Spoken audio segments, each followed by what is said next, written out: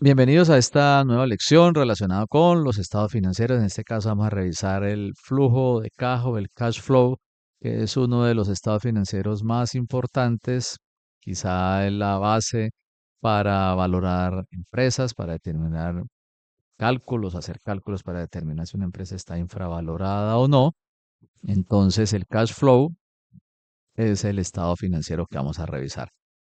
La misma estructura lo presenta esta plataforma por años, entendiendo que estamos en una versión gratuita y entonces tenemos limitación de periodos. Si tuviéramos la versión con pago, entonces podríamos extendernos el análisis un poco más atrás, quizá poder mirar unos 4 o 5 años atrás y mirar un proceso evolutivo de 8 o 10 años. Bien, este flujo de caja, a diferencia del estado de resultados, solamente muestra, como su nombre lo indica, los movimientos de caja, efectivos o equivalentes del efectivo.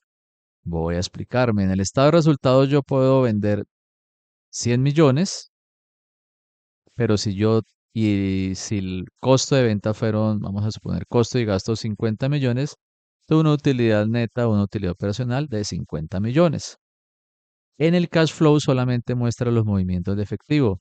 Si yo en el estado de resultados el total de ventas las hice a crédito y no las he cobrado, yo sigo teniendo 100 millones de ventas, menos costos y gastos 50 millones, utilidad o ganancia 50 millones. Mientras que en el cash flow, si yo no recibí dinero de esas ventas, el total de ingresos para este flujo de caja o este estado de flujo de caja sería de cero porque no ingresó dinero en efectivo. Entonces, la diferencia entre el estado de resultados y el cash flow es que en el estado de resultados se muestran todos los movimientos, sean en efectivo o no sean en efectivo, mientras que el cash flow le interesa únicamente entradas y salidas o movimientos de dinero. Entonces, teniendo en cuenta esto, el cash flow mide la capacidad de una empresa de generar flujos de caja. Esa sería la definición puntual y explícita de un cash flow o flujo de caja. Este flujo de caja está dividido en tres partes o en tres actividades principales. Las vamos a mirar.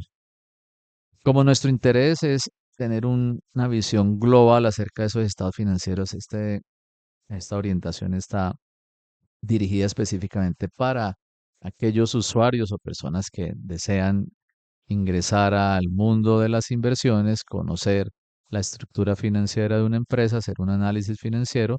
Entonces la información está orientada específicamente hacia ello, sin tanta profundización, ya que no resulta, digamos, tan necesaria o indispensable. En caso de que exista, pues bienvenida a la profundización, pero estamos dando un marco general teórico que es importante para el objeto o el objetivo que estamos buscando.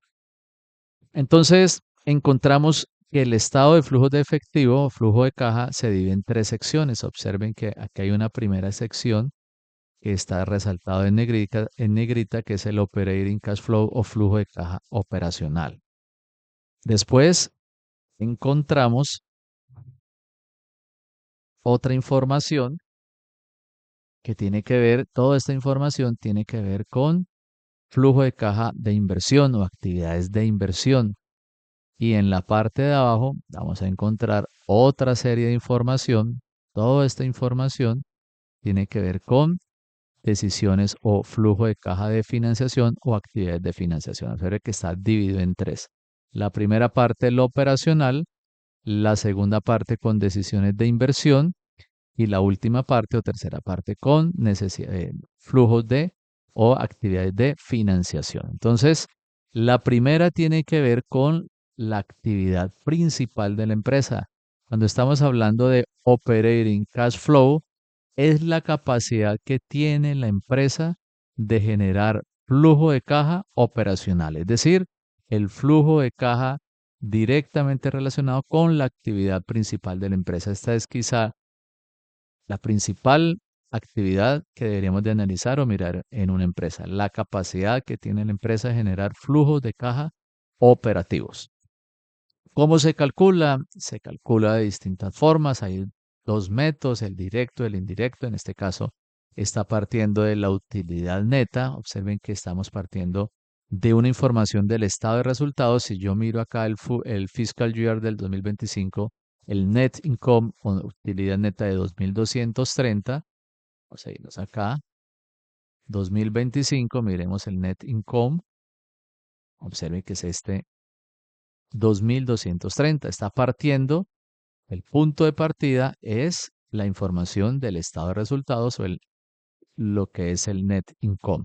Hacen una serie de ajustes que en la medida que ya van avanzando se van a ir comprendiendo mejor, que son los ajustes que se hacen acá principalmente. Los ajustes que se hacen principalmente a esta utilidad neta es que le incluyen o suman, por ejemplo, suman el valor de la depreciación y la amortización al flujo de caja. Recuerden que esta depreciación y amortización también estaban en el estado de resultados como un gasto. Observen este 550. Voy a volver al income statement.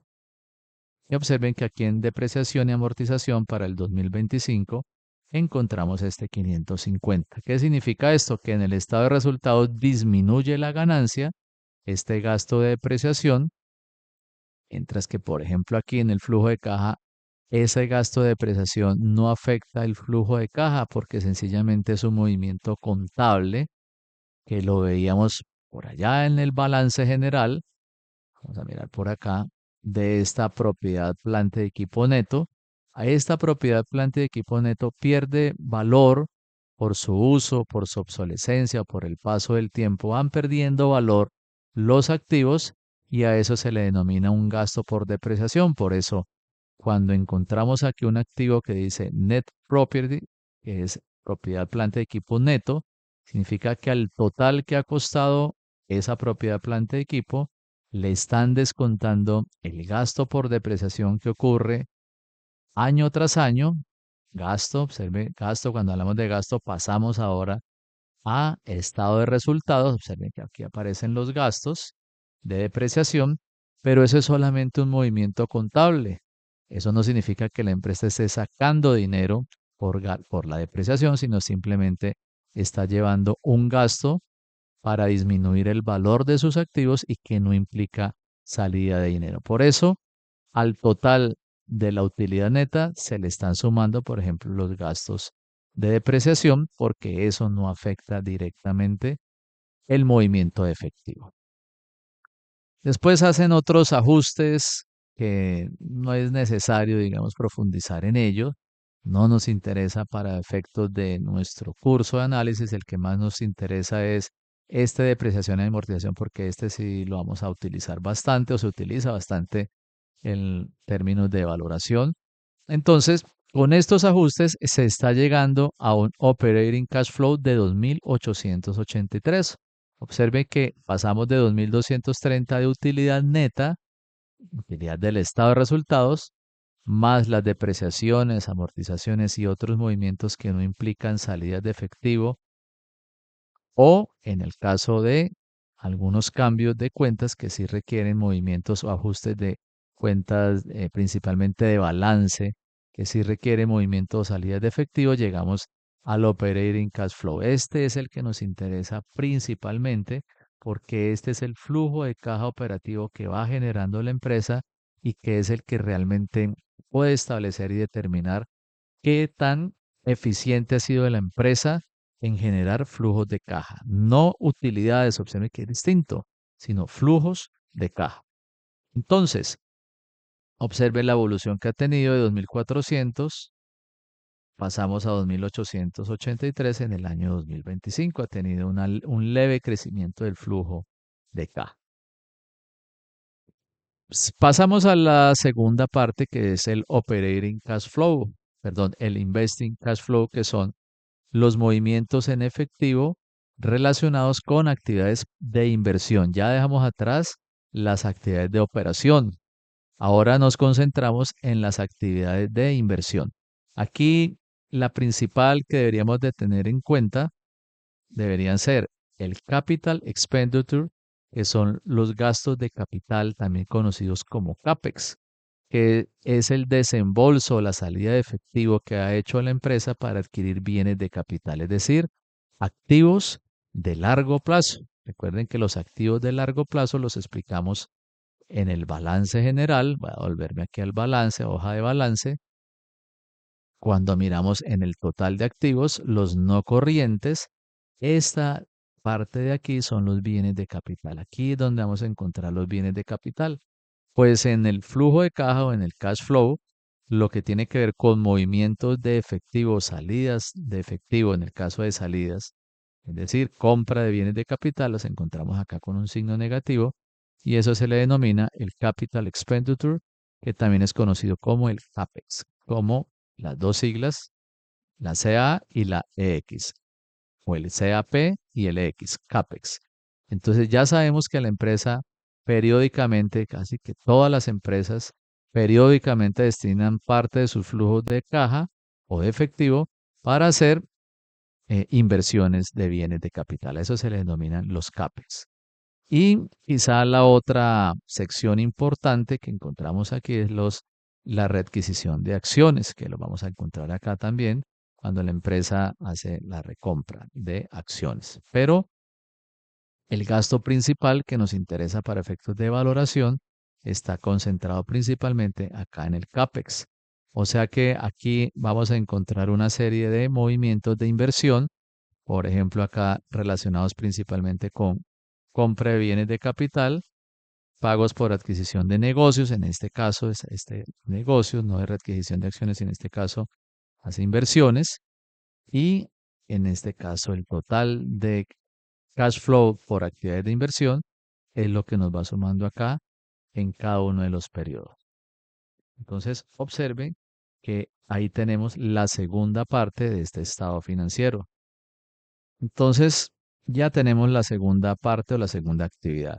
Lo principal es el capital o el CAPEX, pero en este caso del ejercicio encontramos un movimiento significativo en pagos para adquisición de negocios, inversiones en subsidiarias, entre otras, que nos aparece aquí reflejado. Y nos da aquí el Invest Cash Flow. Y por último tenemos por aquí el Financial Cash Flow, que es el flujo efectivo, pero generado en actividades de financiación o actividades relacionadas de financiación. Entonces, aquí vamos a encontrar préstamos, recompra de acciones, por ejemplo, acá observen que aquí nos aparece recompra de acciones comunes cuando la empresa destina recursos para comprar acciones, para pagar dividendos, acciones comunes, etcétera. Entonces, observen que lo principal de este cash flow es entender o flujo de caja que la actividad principal tiene que ver con actividades operacionales. Vamos a encontrar actividades de inversión en donde las principales que vamos a utilizar son el CAPEX y aquí en las actividades de financiación vamos a encontrar distintas actividades como nuevas obligaciones, nuevos préstamos o pago de obligaciones o préstamos. Y en este caso encontramos pago de dividendos, pago de otras actividades financieras, recompra de acciones comunes, como utilización de efectivo. Cuando aparece en negativo, es que se ha utilizado efectivo para ese tipo de actividades. Por último, encontramos el net cash flow, que es el flujo de caja neto, que significa las actividades de operación menos las actividades de inversión, menos las actividades de financiación, nos da el flujo neto generado en efectivo o equivalentes al efectivo en el periodo. Lo que realmente nos interesa para efectos de valoración es este free cash flow. Y este free cash flow, que normalmente se publican en muchas plataformas de esta manera, lo se calcula de la siguiente manera, es el total del activo operating cash flow 2.757 menos los 287 del CAPEX y eso nos daría el flujo de caja libre para cada uno de los años o periodos. Entonces, para efectos de ese cálculo, sencillamente nos quedamos con esta cifra para comprender que el flujo de caja, el free cash flow, tiene que ver con el flujo de caja operativo que genera la empresa una vez le descontamos los CAPEX. O sea que aquí lo tenemos. Significa que para este ejemplo, el flujo de caja operativo 2.757, si yo le resto los CAPEX o los gastos en bienes de capital, lo que la empresa desembolsa para comprar bienes de largo plazo, propiedades, planta, equipo, entre otras, y yo le resto esos 287, me da el free cash flow, que es 2.470, que es exactamente este 2.470. Entonces, eso es lo que nos interesa conocer de esta estructura del flujo de caja o el free cash flow para comprender cómo se calcula, para comprender que esta cifra comprende el flujo de caja generado operacional de una empresa una vez le hemos descontado, en este caso específico de este free cash flow, de este cash flow que estamos viendo acá, una vez descontado los CAPEX y poder mirar también, por ejemplo, la evolución que ha tenido, observen acá la evolución que ha tenido el flujo de caja durante los últimos años. Hemos pasado de 2.216 a 2.595 en el año 2025 y poder hacer un análisis de la empresa y determinar si la empresa ha venido creciendo significativamente su flujo de caja o por el contrario ha venido disminuyendo o no ha sido constante, entre otros análisis que podamos hacer. Entonces, hasta aquí llegamos con la explicación de estos tres estados financieros básicos. Realmente, para los que no están familiarizados con los términos, quizá puede ser un poco complejo. Los que ya tienen más familiaridad con los términos, pues es muy sencillo de comprender.